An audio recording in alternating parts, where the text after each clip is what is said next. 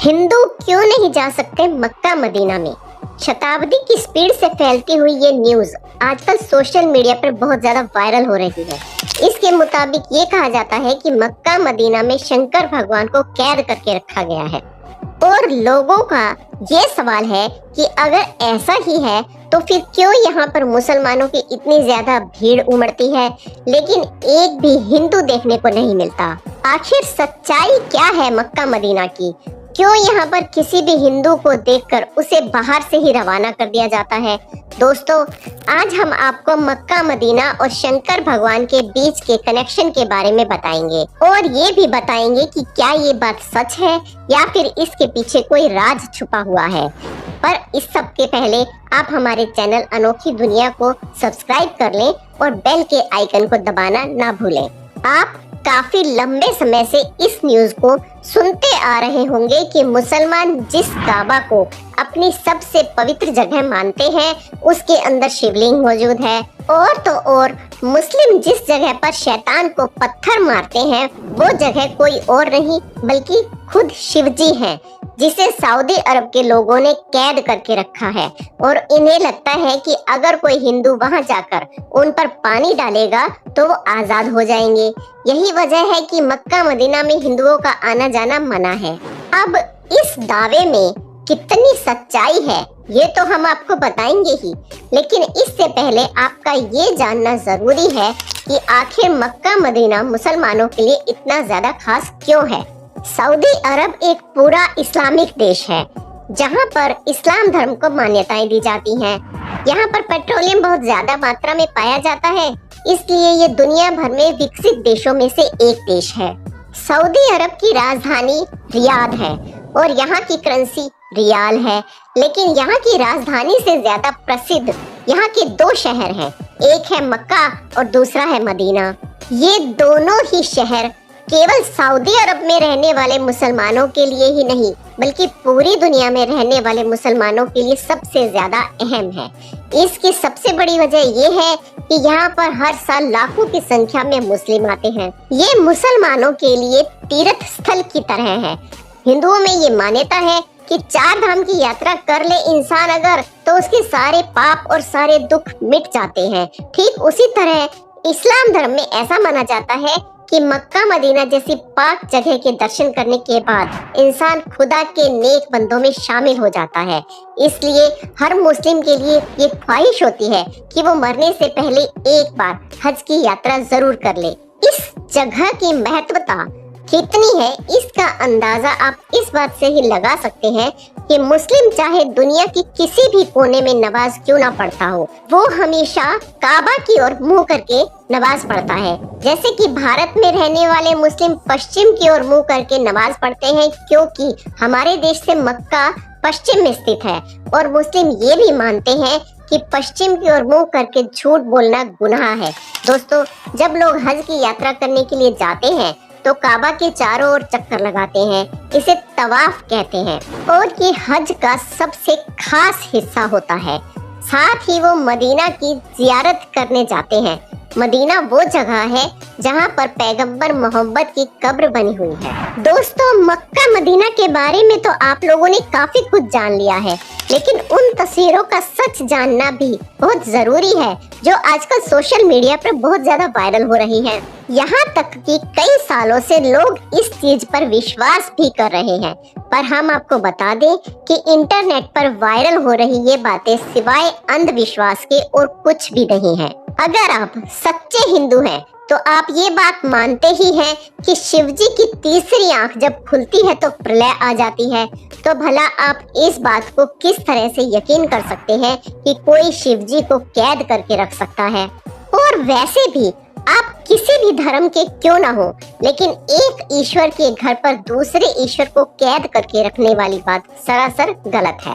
ऊपर से कहा जाता है कि मक्का मदीना में साधारण मनुष्यों ने शिवजी को कैद कर लिया है। मतलब ये तो वही बात हो गई कि लोगों ने कह दिया कि चांद को जमीन पर ले आएंगे और आपने मान लिया, जी हाँ, उसने ऐसा कहा है तो जरूर ले आएगा। अरे कुछ अपना दिमाग भी लगाइए जनाब। भला कोई स्वयं सबका विनाश करने वाले शंकर भगवान को कैसे कैद करके रख सकता है? अब कई लोग इस बात को तो नहीं मानते कि वहाँ शिव जी कैद करके रखे गए हैं, लेकिन ये जरूर मानते हैं कि मक्का मदीना में शिवलिंग है। तो हम आपको इस बात की पुष्टि कर दें कि वहाँ ऐसा कुछ भी नहीं है। असल में मुसलमान जब हज की यात्रा के लिए जाता है तो मक्का के पास स्थित एक इमारत में शैतान को पत्थर मारने की रस्म के साथ ही हज की यात्रा पूरी मानी जाती है। हालांकि शैतान को पत्थर मारने की रस्म पूरे 3 दिन की होती है, लेकिन ईद उल अजहा के दिन यानी कि बकरा ईद के मौके पर रस्म की शुरुआत होने के कारण सभी हज यात्री इसी मौके पर शैतान को पत्थर मारने की रस्म पूरी करने की हसरत रखते हैं। हज की यात्रा पर आए लोग तीसरे दिन यहाँ मौजूद इन 3 बड़े खम्भों पर शैतान समझकर उन पर पत्थर मारते हैं और इस रस्म को करने के साथ ही हज की यात्रा पूरी हो जाती है। अब कई सारे हिंदुओं का कहना है कि यही खंबे शिवलिंग है, इनके नीचे शिवलिंग स्थापित किया गया है। तो दोस्तों ऐसा बिल्कुल नहीं है, बल्कि इसका सच कुछ और ही है। अल्लाह ने हजरत इब्राहिम से कुर्बानी में उनकी सबसे पसंदीदा चीज मांगी, तो हजरत इब्राहिम के लिए उनकी औलाद से ज्यादा पसंदीदा चीज और क्या हो सकती थी, क्योंकि उनकी औलाद काफी बुढ़ापे में पैदा हुई थी और हजरत इब्राहिम उससे प्यार भी बहुत ज्यादा करते थे।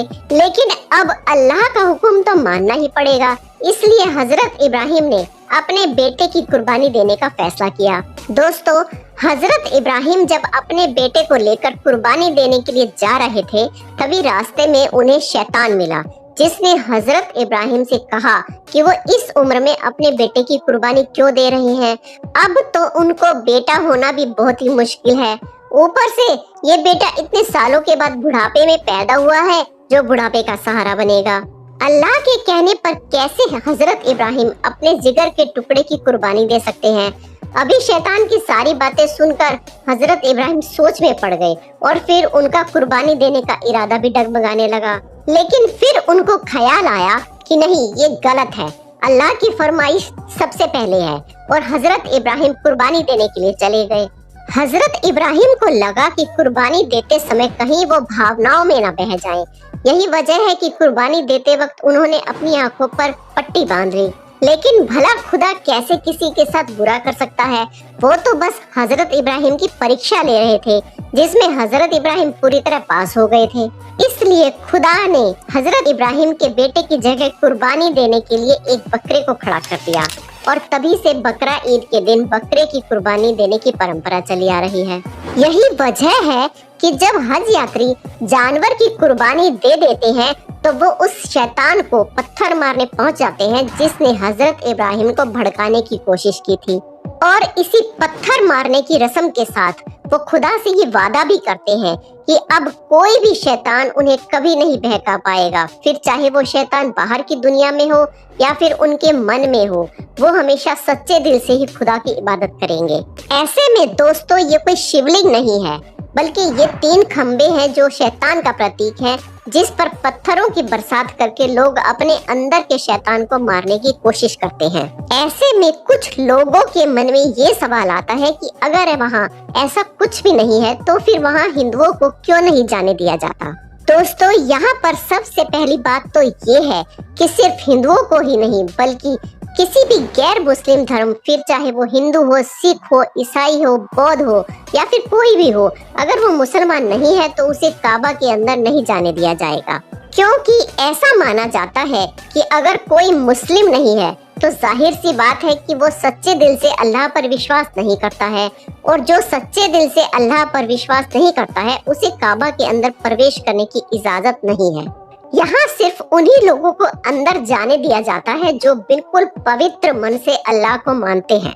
अब दोस्तों आप इसे इस तरीके से समझिए कि जैसे आपका घर है और कोई आपकी इज्जत ना करे तो आप उसे अपने घर में आने की अनुमति नहीं देंगे ना। आप ये चाहेंगे कि वो आपके घर कभी ना आए। आप चाहते हैं कि जो कोई आपके घर आए वो कम से कम आपका सम्मान करे, और ठीक ऐसा ही यहाँ के लोग भी चाहते हैं कि जो कोई काबा में प्रवेश करे वो अल्लाह को सच्चे दिल से माने। उसके लिए सबसे पहले उसके मन में अल्लाह होना चाहिए और बाकी सारी चीजें बाद में। हमें उम्मीद है कि आपको मक्का मदीना से जुड़ी हर बात अच्छे से पता चल गई होगी। अब आपका इसके बारे में क्या कहना है, हमें कमेंट में जरूर बताएं। इसी तरह एंटरटेनिंग और नॉलेज से भरी हुई वीडियोस देखने के लिए हमारे चैनल अनोखी दुनिया को लाइक जरूर करें, शेयर करें, सब्सक्राइब करें और हमें कमेंट्स करना